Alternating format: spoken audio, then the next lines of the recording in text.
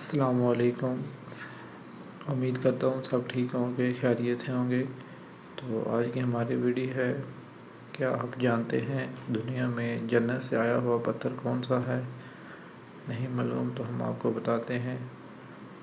Video شروع کرنے سے پہلے آپ کو گزارش کروں گا، جو نئے ہیں چینل پہ وہ پلیز چینل کو سبسکرائب کر دیں، اور ویڈیو پسند آئے تو لائک ضرور کیجیے گا اور شیئر کیجیے گا۔ بہت شکریہ۔ چلے ویڈیو شروع کرتے ہیں۔ دنیا میں جنت سے آنے والا پتھر حجر اسود ہے۔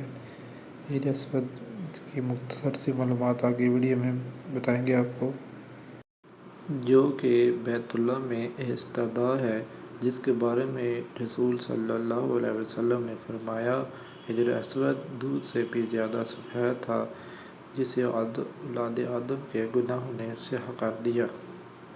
روایت کے مطابق جب حضرت ابراہیم علیہ السلام اور ان کے بیٹے حضرت اسماعیل علیہ السلام خانہ کعبہ کی تعمیر کر رہے تھے تو حضرت جبرائیل علیہ السلام نے یہ پتھر جنت سے لا کر دیا، جسے حضرت ابراہیم علیہ السلام نے اپنے ہاتھوں سے دیوار کعبہ میں نصب کیا۔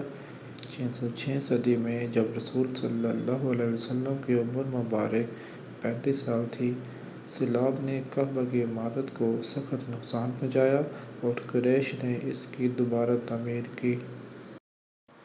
لیکن جب حجر اسود کا معاملہ آیا تو قبائل میں جھگڑا ہو گیا۔ ہر قبیلے کی یہ خواہش تھی یہ سعادت اسے ہی نصیب ہو۔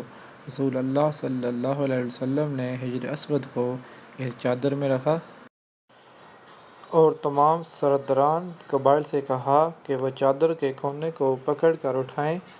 سب نے مل کر چادر کو اٹھایا، اور جب چادر اس مقام پر پہنچی جہاں اس کو رکھا جانا تھا، تو آپ صلی اللہ علیہ وسلم نے مبارک ہاتھوں سے اس کو دیوار کعبہ میں نصب کر دیا۔ حجر اسود جو کعبہ کے جنوب مشرقی دیوار میں نصب ہے، اس کے 3 بڑے اور مختلف شکلوں کے چھوٹے چھوٹے ٹکڑے ہیں۔ یہ ٹکڑے اندازاً 2.5 فٹ قطر کے دائرے میں جڑے ہوئے ہیں، جن کے گرد چاندی کا گول دائرہ بنا ہوا ہے۔ عبداللہ بن عمر رضی اللہ عنہ بیان کرتے ہیں کہ میں نے نبی کریم صلی اللہ علیہ وسلم کو یہ فرماتے ہوئے سنا، بلا شبہ حجر اسود اور مقام حضرت ابراہیم علیہ السلام جنت کے یاقوت میں سے یاقوت ہیں۔ اللہ تعالیٰ نے ان کی نور اور روشنی کو ختم کر دیا۔ اللہ تعالیٰ اگر اس روشنی کو ختم نہ کرتا تو مشرق و مغرب کا درمیانی حصہ روشن ہو جاتا۔